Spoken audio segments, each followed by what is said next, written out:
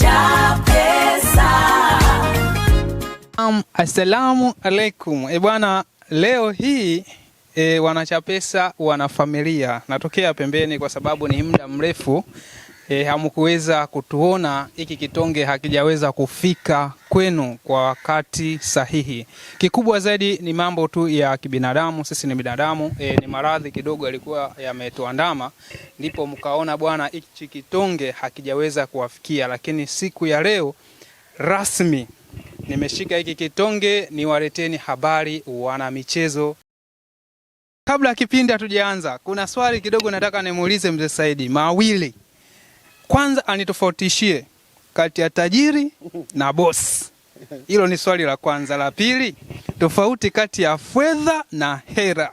Hapa haya mambo mawili nataka nipate majibu kwa mzee Side, pia wewe mwanafamilia. Baadaye tunahitaji komenti yako. Tajiri na boss, nani una utofauti gani kati yao? Pia fedha na hera, kuna utofauti gani? Tunahitaji majibu. Nipo na mzee Saidi bwana. Wanafamilia, leo tunawaleteni habari, ndio tunalianzisha sasa ligi tarehe 12 inaanza, lakini sisi tunaanza leo. Tunajua ni mengi yamewapita, mengi mmeyakosa. Ila wanafamilia, tunaomba radhi kwa sababu ya mambo ya kibinadamu, tulikuwa tuna matatizo kidogo.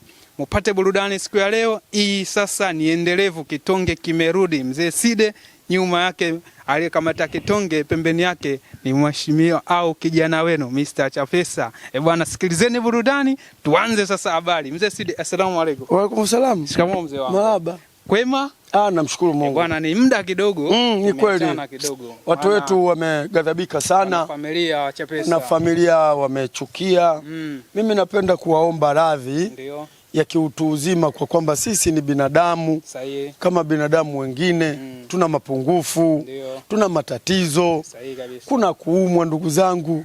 Kwa hiyo msione kwa kwamba labda kwa kwamba hawa wameshapanda masikio wanajiona wa maana zaidi. Hapana. Kimya kutonyima burudani na kati sisi tunahitaji burudani. Mbele yenu sisi ni wanyonge tu, tuko chini yenu. Kwa hiyo sisi tunawaomba radhi sana. La pili, nataka nikwambie kitu kimoja. Yaani nataka niseme hivi, wewe mwenye pesa na wewe mwenye fedha na tuzulumu sana, wewe GSM, wewe Garibu, Mungu atakuona Garibu. Hiyo nyimbo yako. Hiyo nyimbo yangu Garibu. Wimbo umeutunga kwa sababu Garibu ana roho mbaya na sisi. Hataki kutupa nafasi hata kidogo ya kupumua. Sasa roho yake mbaya ipoje? Na ndio maana nikataka nipate majibu kwanza. Sasa wewe yawa kupanda ndege. Subiri sasa, tajiri na boss nahitaji kwanza hapo tofauti. Sasa tajiri hela yake iko kwenye mfuko wa shati. Tajiri pesa ipo kwenye mfuko wa shati. Hey! Imechomoka. Sasa wewe mtu aonekani. Bosi huyu mpaka ajipase. Mimi si nishakwambia. Bosi anakuja shangwe na kigeregere shangwe, hiyo hela inatoka leo hiyo. Sasa nawapa burudani wana Simba. Burudani wewe. Nawapa burudani wa mashabiki. Shangwe na vigeregere, kuna harusi pale. Kushangilia na kukupa burudani. Haya, huyu mwingine naye. Hebu twende kwanza uniulize maswali yako. Hivyo vyote napita navyo. Vitafika. Mzee Side bwana, ni muda. Hapa kuna sajili zimefanyika. Lakini siku ya leo tutazungumzia kwanza mchezo wa Sekafa Kagame Simba Sports Club. Pre-season yake kama kwenda kuwasilisha na yeye kule mchezo wa Sekafa. Tuanze kwanza na hili. Najua tutakuja kwenye sajili na mambo mengine. Simba Sports Club mechi 2, dakika 180. No goli. Unaiona sajili ya Simba Sports Club iliyokuwa imefanyika. Je, ni imeshajipata au bado wanatakiwa wapate time ya kuweza kukisuka kikosi chao, maana sio lengo. Chapesa. Naam. Sikiliza, kila siku ili neno naliongea. Yanga na Simba sio kwenda kuchukua wachezaji kufanya majaribio. Yanga na Simba tulipofikia ni kuleta mchezaji aje afanye kazi. Hili kila siku naliongea.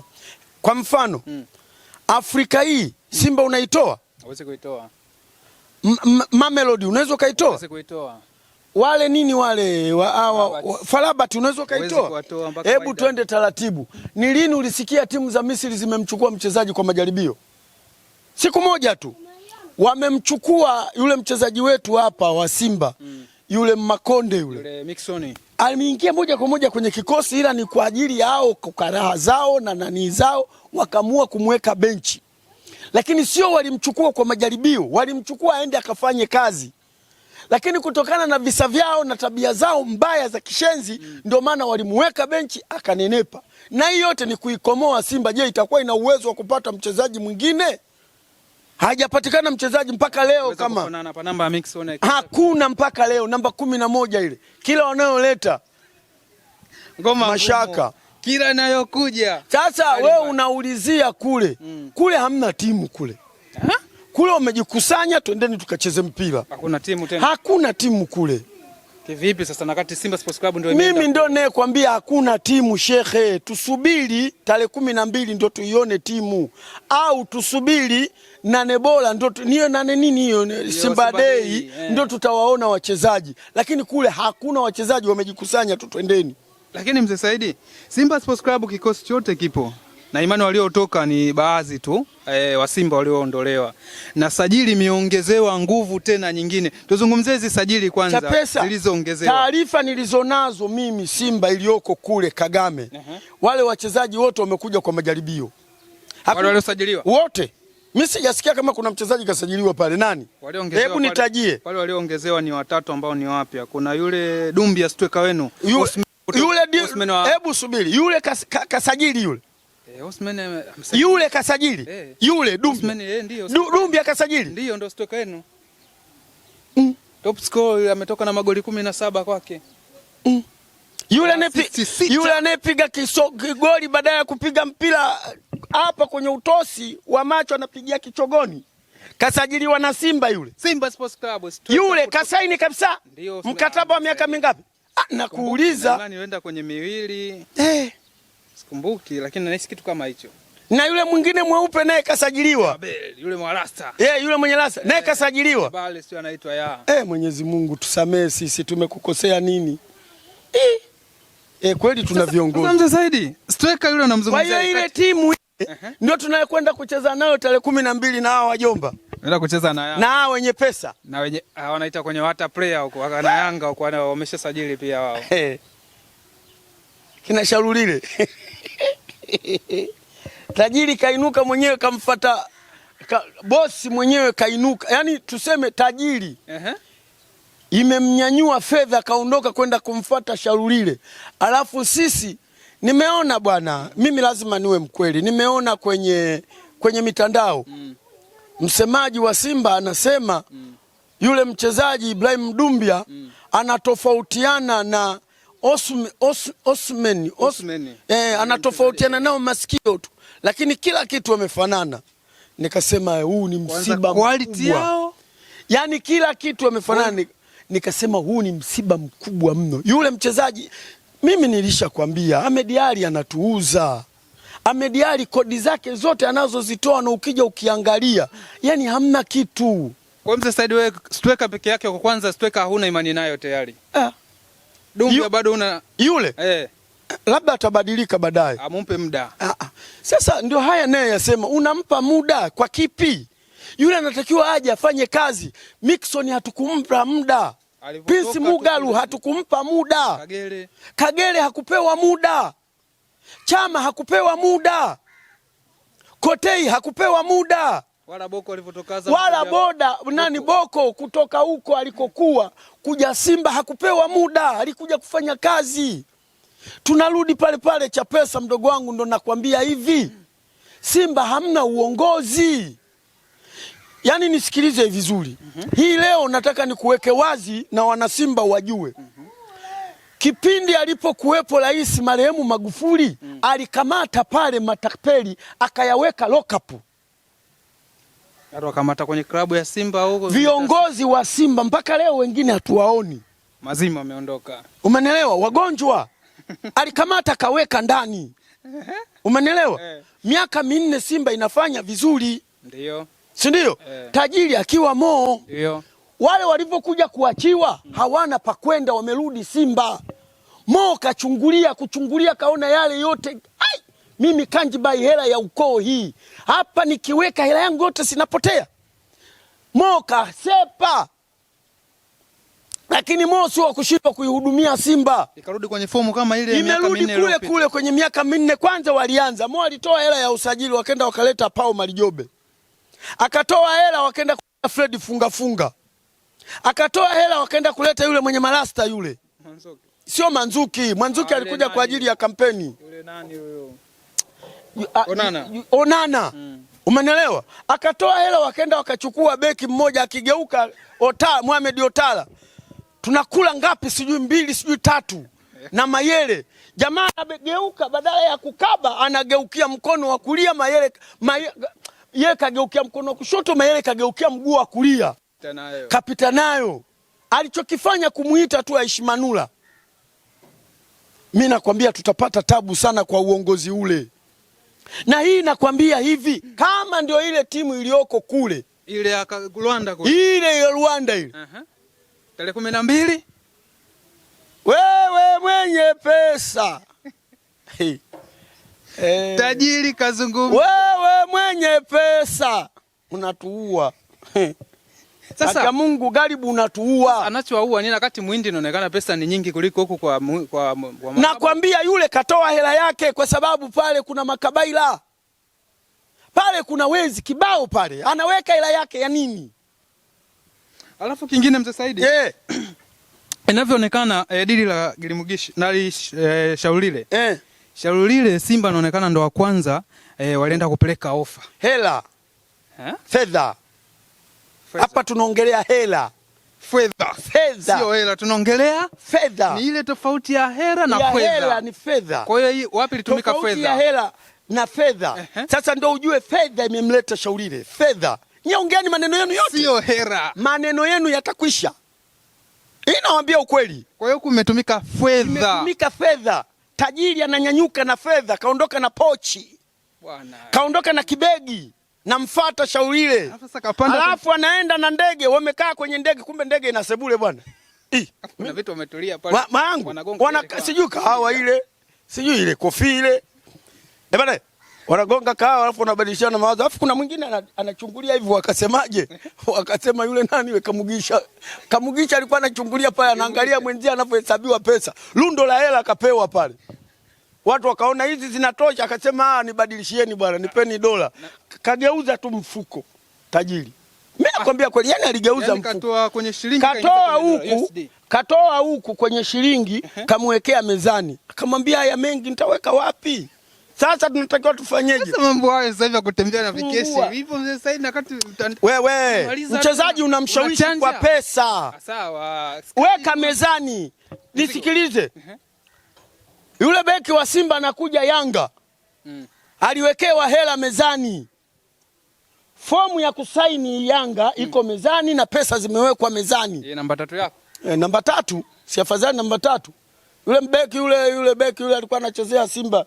Wanamuita nani yule? Ulikuwa unamuita Juice Cotton. Yule wa zamani. Nani wanamuita yule? Juice Cotton sijui Cotton. Yule ameenda na kaka yake. Kaka yake anamwambia saini babu.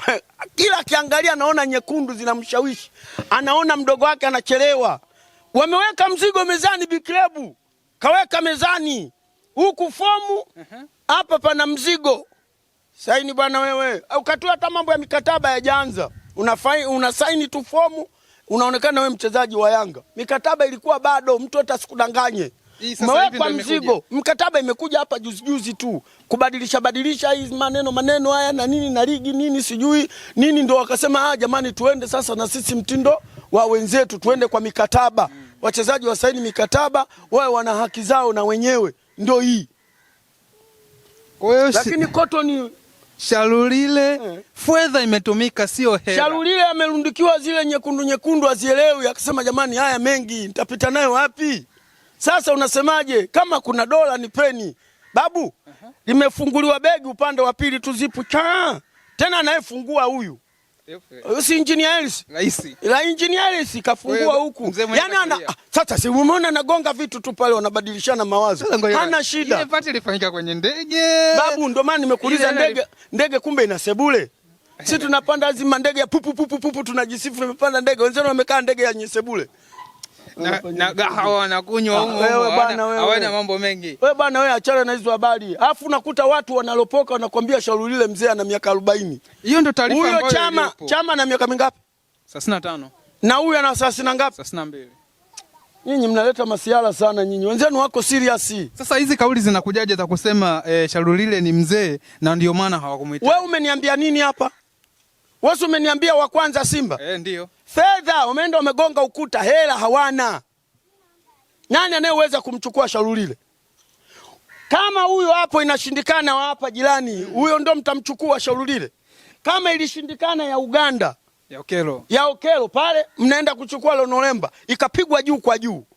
Hela aliyopewa Lonolemba kama ni kweli ilimfikia Lonolemba, si ndio ilikuwa kwenda kumchukua huyu? Ile ilikuwa ni milioni 600 kama change. Si ndio ilikuwa inaenda pesa kwenda kumchukua. Ilikuwa inaenda kumchukua nani huyu? Museveni. Yeah. Sasa pale Okelo alitakiwa. Si ndio ilikuwa inaenda kumchukua Museveni pale. Mtoto wa Museveni alikuwa anakuja kutua pale hajafanya kazi. Wewe umeona amefanya majaribio yule? Au Yanga kuna mchezaji kaenda kufanya majaribio pale? Nyinyi huku mifuko yenu ya shida, na hii yote inatokana. Sasa nisikilize vizuri. Na hii yote inatokana na viongozi wa Simba kuwachota baadhi ya watu na kuwapa mafungu na kuja kubadilisha upepo. Kwa mfano, hili aliloliongea Jamhuri Kiwelu. Julio aliloliongea Katumwa abadilishe upepo. Mimi ndo nayekwambia yule Katumwa abadilishe upepo. Hali ya upepo inapokwenda, na tunakwenda mechi tarehe 12, timu yenyewe haieleweki, tukifungwa tutaleta maneno. Kwa hiyo anakuja na slogan ya kusema kwa kwamba Simba mwaka huu haiwezekani asichukua ubingwa. Kwa hiyo kivyo vyote, kwa hiyo na sisi sasa tunatega masikio kwa kivyo vyote tunaenda kuchukua ubingwa. Uongo mtupu.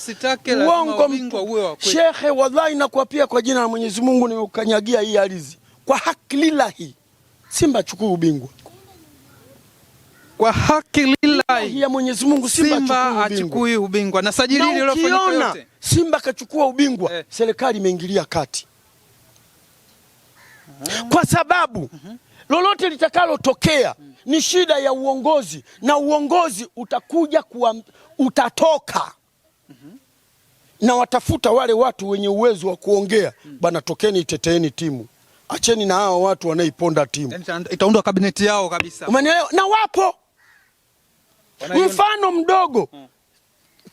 Viongozi wa Simba wamesema, nisikilize kwa makini sana. Viongozi wamesema tutaanza mchakato wa kuwasajili wanachama wapya. Ndio. Halijakaa vizuri, watu wakaja wakaibua sakata la Damalo. Mohamed Damalo. Liko wapi? Limeishia. Yanga kanyang'anywa pointi. Mlikuwa mnaongea kinahusiana na nini? Wanaacha kwenda kuangalia cha msingi, wakajua hapa tayari tumeshajikwaa, hawa mabwana hatuwapotezi. Anakuja mnafiki anasema ni heri angekuwa juu yuko Pamba, ni heri juu angekuwa yuko Azamu au JKT, Simba angekuwa bingwa. Lakini aliyoko juu hatuna uwezo wa kumshusha. Tizama hiyo kauli.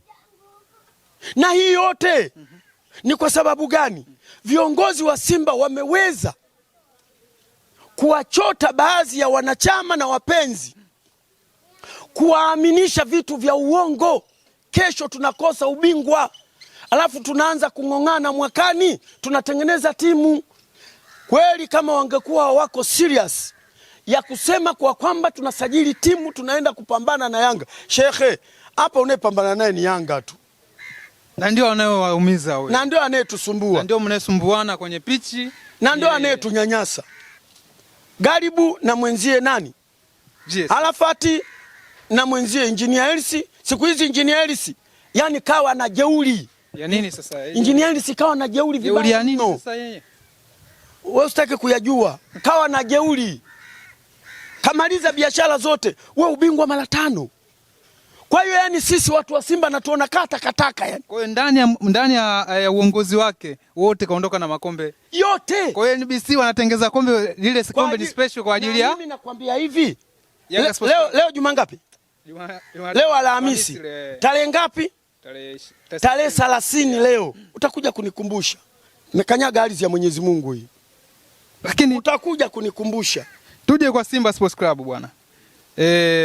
kulingana na sajili walioifanya, naona kama kuna minong'ono kwa wanachama na mashabiki wa Simba kuhusiana na striker, lakini zimeibuka mitandaoni ikizungumzika Simba sasa bwana wameenda kupindua meza. Azam FC wanataka wakamchukue Faisal Salum. Wanapindua meza na nani? Yanga inaonekana alipeleka ofa. Wewe nenda zako huko. Yanga hajamtaka Faisal bwana, wala hawana shida naye kabisa yani.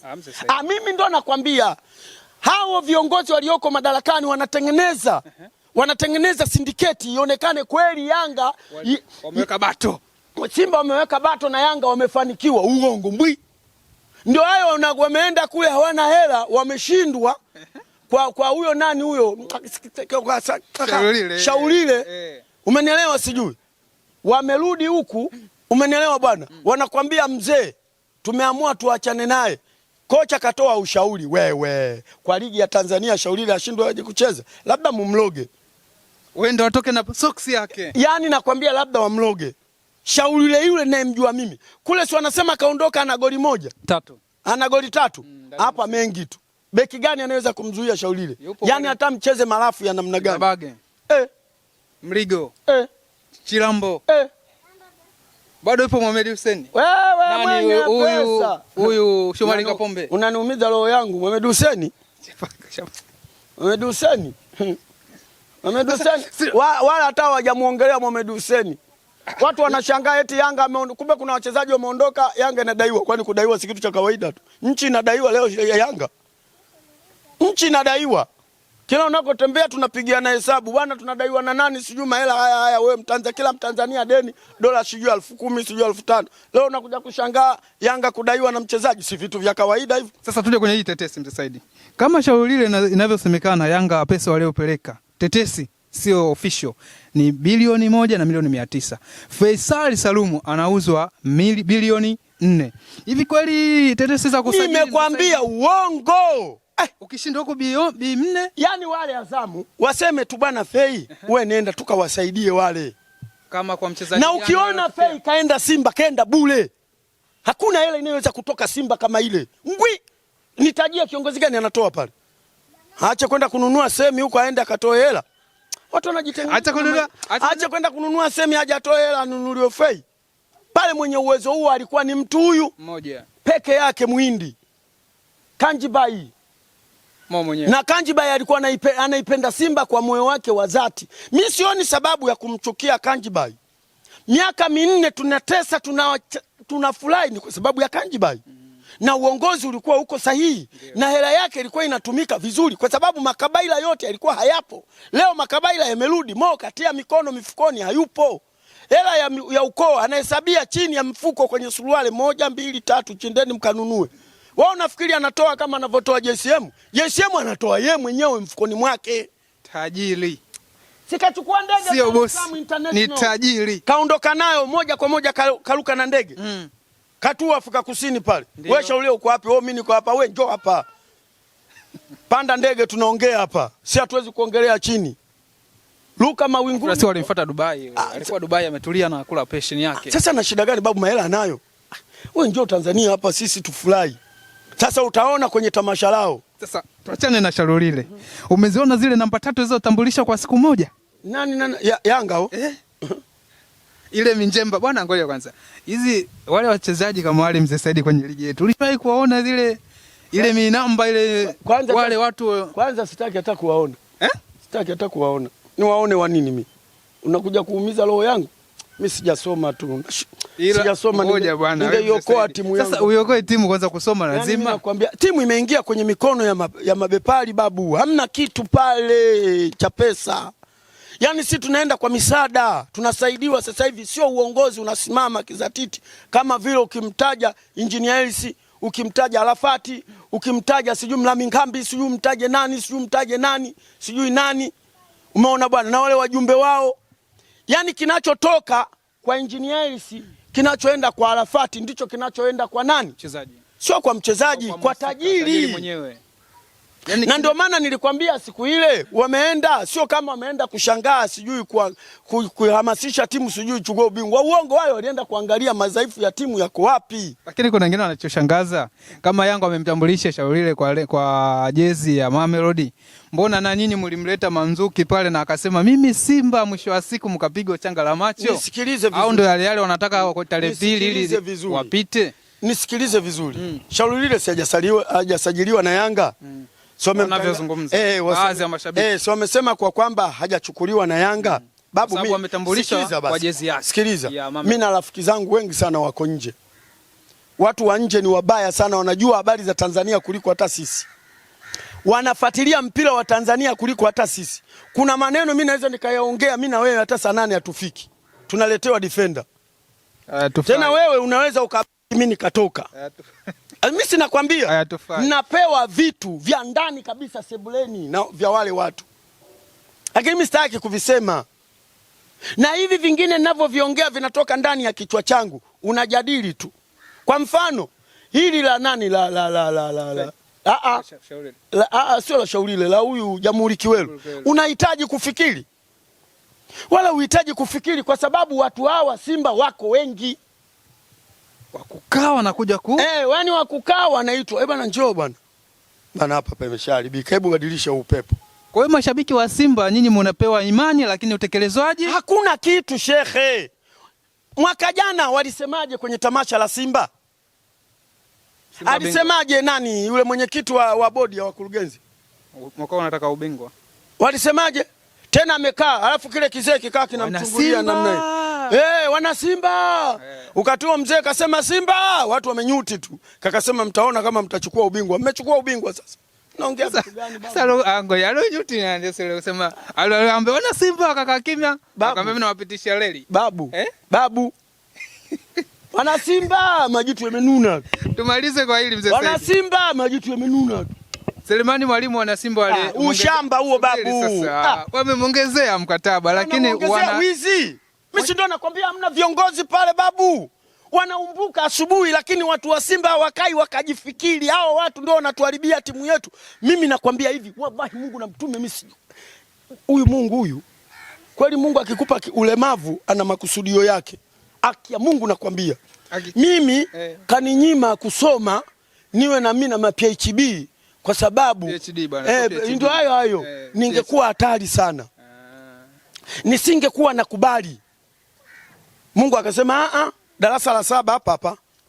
Hakuna kuendelea wala form 4 wala form 6. Sasa iliyofanyika kwa Selemani Mwalimu ilikuwaje mzee Said? Mpaka Wydad nao wanaambia wewe mchezaji wetu. Nakwambia hivi, aibu, yani ndio yani wanachama alafu hivi unajua kuna watu wengine wanatetea. Wanasema walikuwa wameshakubaliana na uongozi uliopita. Yaani huyo ni mtu wa Simba huyo. Unamwona Rwanda pale? Hata kwenye mazoezi Sele yupo. Maana mechi zote mbili mimi Sele. Sasa Sele akae wa kwao. Sele kaishatemwa la nauli, njoo huku fanya haraka. Wydad wamekataza kuuza wala kununua. Wataacha kuita magulogulo yao walio ya kopesha waliosaidia watu lazima wataita tu. Wewe zizini kwako ng'ombe zinaisha, si unaenda kuchukua ulizoziwekeza zirudi zije zibalance pale nafasi. Ndio. Wao wamechukua watu wao wanawarudisha. Wamemchukua na mchezaji mmoja sijui walimpeleka wapi sijui huko. Wale wote waliotoka kwa mkopo wanarudishwa kwa sababu wote wamemrudisha. Sasa Selemani Mwalimu katoka kwa mkopo kule, bwana mchukueni huyu. Wote tuliongea tuwalipe sijui dola ngapi sijui nini na nini. Sasa uongozi umetoka hivi wewe. Yaani vitu vingine, yani hata mtu wa darasa la 7 ukimueleza na kukatalia. Mmekubaliana ndani ya makablasha. Kwani uongozi ukitoka si unakuta? Kwa mfano saizi Mama Samia akitoka madarakani, si anaacha sekula yake iliyopangwa pa. Si anafuata. Kaondoka Magufuli, mama kaendeleza miradi yote inaenda hii. Reli hizo huko zinatengenezwa, umeme huko. Si mama anayafuata. Ndio maana ya kuachiana kijiti. Kwa hiyo ina maana kama kweli walikuwa wamekubaliana kati ya viongozi wa Simba na wale viongozi wa timu gani? Wydad wale walioondolewa madarakani au waliotoka madarakani, makablasha si yapo. Kwa hiyo wameyakuta makablasha yapo kuwa Selemani Mwalimu ni mchezaji wa Wydad lakini yuko Tanzania kwa mkopo Simba Sports. Bwana tuleteeni mchezaji wetu. Nyinyi mmemtia miaka 2. Sio utapeli huo. Mwaka mmoja tu. Alafu unasema wewe una viongozi. Hamna viongozi pale babu. Wewe kwa sajili ya mwaka huu ya Simba, hii dirisha kubwa. Wewe binafsi kwenye hii sajili iliyofanyika, ni mchezaji gani kwa at least? Mimi nasema vigumu sana kusema chochote kwa sababu kuna mtu mmoja ameniaminisha anasema Simba kule ipo sio kwa ajili ya mashindano. Simba ipo kule kwa ajili ya pre-season. Sawa, mimi nimekubali. Tusubiri. Naishia hapo hapo. Yule bwana na wengi ndio wanavyosema. Ila kuna dogo mmoja. Afu tena nimekumbuka. Kuna jamaa mmoja wa Yanga. Anaitwa ana madevu hivi. Anapenda kuvaa kofia, anajiita Baraka Yanga ya. Unamfahamu huyo jamaa mrefu hivi? Kama ajui mpira aache. Wewe huwezi kumkataa shauri ile. Ile ilikuwa before ya. Atakuja kuzalilika. Ilikuwa before. Kwa hii ligi ya Tanzania mimi namwambia tu kama ndugu yangu akinitukana maana yake hawakawiaje, akitukana atukane. Lakini namwambia atakuja kuzalilika kama nazalilika Dosa. Mimi nakwambia ukweli. Kwa sababu timu inatoa matokeo unayoyataka. Timu inabeba vikombe unavyotaka. Usije ukaja ukashangaa shauri ile akawa mfungaji bora Tanzania. Mtasemaje? Sasa mtasemaje? Atapata majibu kwake. Basi. Wewe unasema mimi simtaki shauri ile, sijui ni nani. Nyinyi level yake imekata. Watu wa Yanga wameshiba mpaka kiasi cha kwamba wanabeua. Yani yale matokeo ishibe ya kupata makombe kwao sasa hivi wameshaichoka. Sisi tungempata shauri ile tungetembea vifua wazi. Simba mpaka leo haina striker ile. Kuna mtu mmoja na kuna mtu mmoja rafiki sana nani GB alinipigia hesabu na ndio aliyenishtua GB kusema kwa kwamba Peter Sharulile anakuja kucheza Simba. Mimi nilinyanyua mikono nikasema alhamdulillah, wamefanya jambo zuri. Walisema deal done kabisa. Mwisho wa siku deal done limeenda, deal done itakuwa deal dada badala ya deal done. Bwana tumalize na Mzee Side. Yanga Sports Club na wao siku ya uzinduzi wa jezi yao wanaenda kwa bosi. Kuna jezi bwana, kuna jezi mwingine. Umemsikia kuna jezi mwingine kwa Katoro? Yule Msukuma? GSM kwa Katoro. Wasukuma wana hela. Wana pesa. Wana fedha. Msukuma ana fedha. Fedha sio hela. Msukuma hana njaa. Fedha na hela vitu tofauti. Ulishamuona Msukuma anahangaika barabarani? Ukimuona Msukuma anahangaika barabarani huyo kachanganya mbegu. Yaani ukimuona Msukuma haswa halisi, Mnyantuzu. Wewe. Na yule ni Mnyantuzu yule. Jeuri vibaya sana wale. JSM Katoro. Yule. Wale wote wale. Yule JSM Katoro, Mzee Chenge, yule alikuwa mkurugenzi wa shirika la reli Kadogosa. Wale wote Wanyantuzu wale ni jeuri vibaya mno. Jeuri ya fedha lakini. Ni ndo maana yake. Kwanza ukiwa unaongea naye ujiangalie unaongea naye vipi. Bwana nasikia bajeti wanayoiandaa ni milioni. Sasa hebu ngoja. Jitu kama lile lina fedha mpaka pa kuweka halina. Yanga wamefanya kosa. Si anaambiwa tu mzee. Maka ukiwa una hela utaitwa tu mzee. Mimi naitwa mzee kwa sababu ya mifereji, sina hela. Umri umeenda. Umri umekwenda. Wewe dashboard inasoma kilomita 0. Umri namba. Kilomita zinaisha. Jua la jioni. Au madau ya Ramadhani. Yaani ukisikia madau ya Ramadhani ndio mimi sasa. Madau ya Ramadhani. Maki Ramadhani ndio unaagana nayo. Ukikutana nayo mwakani wewe mwanaume. Ndio. Umenielewa sijui? Kumi la mwisho. Yaani ukisikia kumi la mwisho la madau ndo mimi. Sasa yule ana fedha anaitwa mzee kwa sababu ya fedha. Umate. Fedha zinaenda kuongea. Hayo Yanga na uwezo hata sasa hivi akasema mimi sichezei uwanja wenu napeleka timu Zanzibar. Wale watakula, watalala, Katoro tu akituma. Tajiri. Mzigo unaingia. Wewe. Sukuma hana shida babu. Sukuma ulimwona na njaa? Hamna. Kumbe Wasukuma wengine bwana Mangosha wanaongea Kisukuma kabisa Warabu, wana hela kama wana akili, lakini Warabu. Ukimwangalia Mwarabu, vipi wewe? Mbona wewe Mwarabu? Asante baba Mzee Side. Sisi tunatoa Katoro mwanangu sio mchezo, ni GSM Katoro. Nimeliona kwenye TV mwanangu. Mpaka engineer akasema bwana brother na kuappreciate na kuja. Sasa wewe kwani tuko pamoja. Engineer sasa simu alipitisha station wewe ukati anatafuta ushindi. Na hii bwana ukitaka wewe kuyaweka mambo yako vizuri, ingia kwenye hivi vilabu viwili. Simba na Yanga. Wapi kuna fedha, wapi kuna hela? Hata ukitaka kwenda kugombea ubunge. Simba na Yanga, wapi kwenye fedha na wapi kuna hela? Kwenye hela kunajulikana kaka, Yanga. Huku kuna hela, kuna fedha. Kule kuna fedha. Yanga kuna fedha. Simba kuna hela. Asante. Sio asante. Tufikie sehemu watu wa Simba tukubaliane kwa kwamba hali tulionayo ni mbaya. Hivi kweli Yanga anaenda kuchukua mara ya 6? Tajiri alisema kwenye happy birthday. Sikasema kwenye happy birthday ya yule mtoto yule. Nani yule? Ya engineer. Ya engineer. Hata wewe engineer naye anafanya Sidibeli sijui Sidibeli. Engineer anafanya birthday sijui. Ujue ni shida. Yaani wanatusimanga. Sawa sawa na mtu anayekusimangia mke anakufundisha uowe. Wale wanatusimanga tutowe ule uongozi. Nyie mnataka mpaka kwenye uchaguzi. Fukuzeni, hatuwataki kwenye timu yetu. Hata ukisema hivyo unaenda kukamata Shabani Mpela Pesa. Ukisema hivyo unaenda kukamata Dr. Mo. Wewe una shida gani tukufukuza wanachama? Mo anarudi nyuma. Mandala yule pale kapigwa mkwala kweli kweli. Katulia mwenyewe. Sasa hivi kila kitu yeye kazi yake kuiponda Yanga na wale watoto nao kaenda wakamchomekea. Asante. Wewe unasema sisi timu yetu sijui ni na nini? Njoo wakampa bahasha. Si huyu anachukua bahasha huyo. Mnawasema kina mzee Saidi tu, si huyu naye kachukua bahasha. Njaa mbaya. Asante bwana. Bwana, nilikuwa na mzee Saidi tukizungumzia habari za kimichezo na sajili, lakini kikubwa anachokuachia wewe mwanafamilia, kati ya tajiri na bosi, au wapi yupo tajiri, wapi yupo bosi? Tunahitaji komenti yako. Na wapi klabu hizi zetu mbili, wapi kuna fedha na wapi kuna hera? Nitofautishie pia kati ya fedha na hera, pia tajiri na bosi. Sina mambo mengi bwana, kikubwa nachoendeleza kuasisitiza wanachapesa, kitonge kimerudi. Tuzidi kuombeana, mzidi kushare, kulike, kucomment na kuendelea kutufuatilia ili uweze kuwa wa kwanza kupata habari za Chapesa Media. Like unatakiwa pale usubscribe ili uweze kuwa wa kwanza kupata habari na burudani za michezo. Sina la ziada, tukutane baadaye. Mengi yanakuja. Bye bye.